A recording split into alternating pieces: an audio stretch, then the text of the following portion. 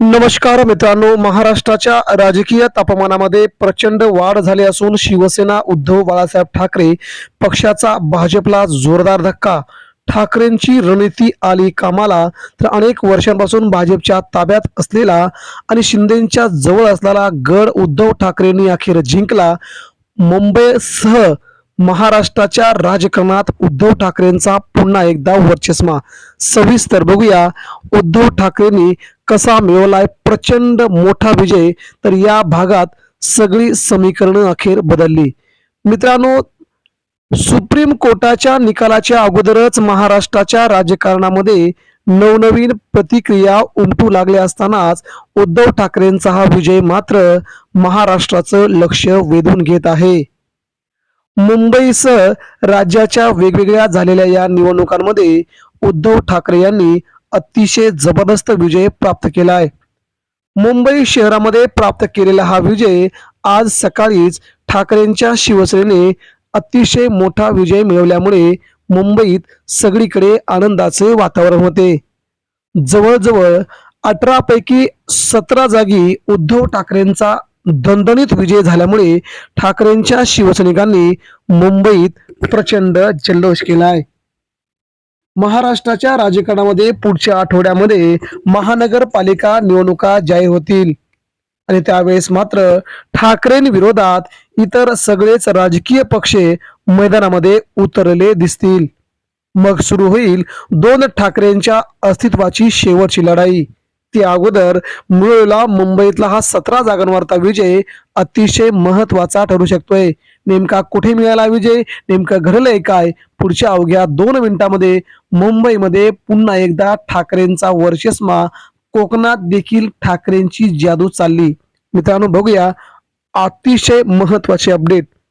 मुंबईसाठी कोकणासाठी ही अस्तित्वाची शेवटची लढाई असेल. ही लढाई सोपी नसली तरी विरोधात गडगंज पैसा ओतला जाणार असताना सुद्धा वारं फिरवण्याची ताकद ठाकरेंकडे आहे. येणारा काळ कठीण आहे, पण मराठी माणूस यावेळी ठाकरेंसोबत राहील अशी आशा व्यक्त केली जात आहे. ठाकरे नेहमीच मुंबईसोबत लॉयल राहिले आहेत. मुंबईवरती जेव्हा जेव्हा संकट आली तेव्हा तेव्हा ते धावत सुटले आहेत. ठाकरेंचे शिवसैनिक देखील कोणत्याही संकटाची तमा न बाळगता मुंबईकरांसोबत प्रत्येक वेळी संकटामध्ये आलेत. मग पूर असो, दहशतवादी हल्ला असो की रजा अकादमीचा राडा असो, जेव्हा रस्त्यावरती राडा होता तेव्हा ठाकरेंचे शिवसैनिक मुंबईकरांसाठी धावलेले आहेत. आज ठाकरेंच्या पडत्या काळामध्ये मुंबईकरांनी ठाकरेंसोबत राहणं गरजेचं आहे. ठाकरेंच्या वाईट काळामध्ये जी माणसं ठाकरेंसोबत असतात त्यांची जर कधी वाईट वेळ आली तर ठाकरेही त्यांच्या काळात ठामपणे उभे राहतात. कारण वेळ सर्वांची येते आणि वेळ बदलायला वेळ लागत नाही. ही महाराष्ट्राच्या राजकारणात नव्हे तर देशाच्या राजकारणामध्ये अशा घडामोडी सतत घडत असतात. मित्रांनो, म्हणजेच आता मुंबईत मिळवलेला हा 17 जागांवरचा विजय मात्र शिंदे सेनेसाठी अतिशय मोठा केविलवाणा ठरू शकतोय. मुंबई महानगरपालिकेच्या निवडणुकीच्या मध्ये भाजपला मुंबई कोणत्याही परिस्थितीमध्ये जिंकायची आहे.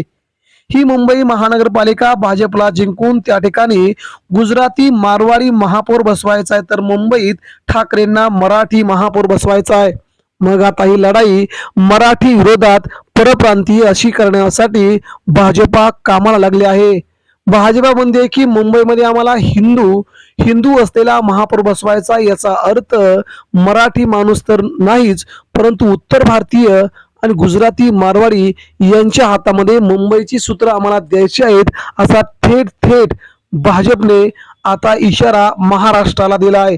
यामुळे ही येणारी निवडणूक महाराष्ट्राचं भविष्य ठरवणारी असणार आहे.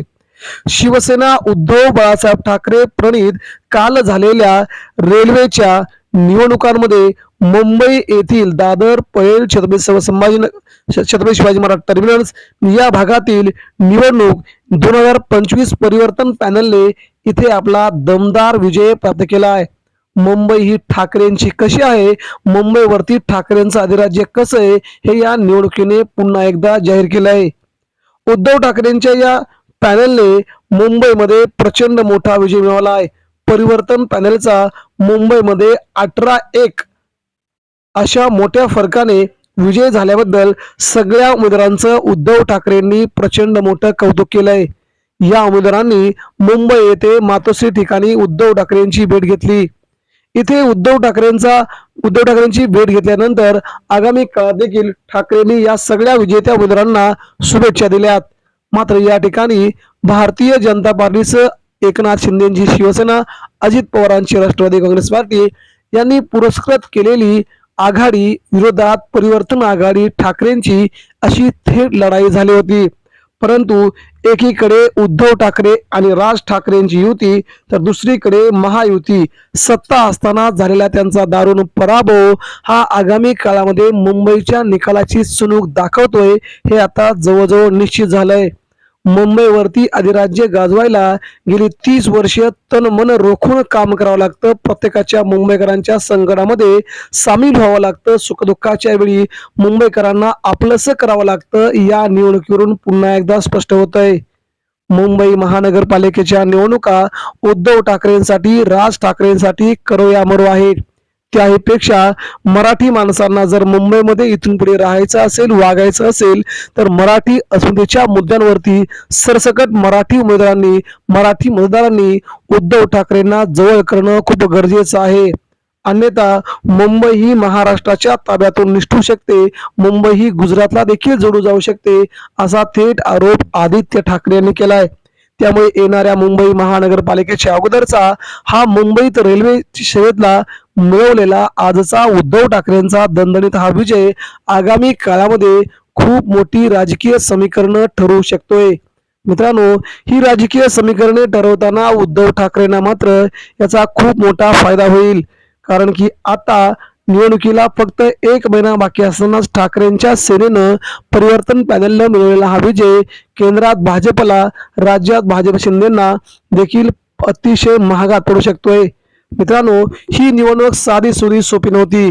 अशाच प्रकारची मुंबई महापालिका, ठाणे महानगरपालिका, कल्याण डोंबिवली महानगरपालिका, इतरत्र सगळ्या महानगरपालिकांसाठी उद्धव ठाकरे अग्रणी भूमिका घेऊन तिथे आपला विजय संपादित करतील अशी शक्यता आहे.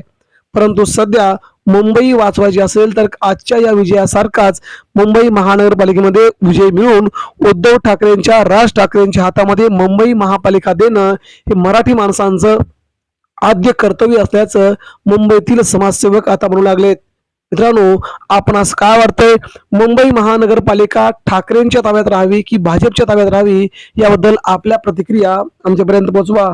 या विजयाचं आपण कसं कराल अभिनंदन या देखील प्रतिक्रिया आमच्या कमेंट बॉक्समध्ये द्या. धन्यवाद.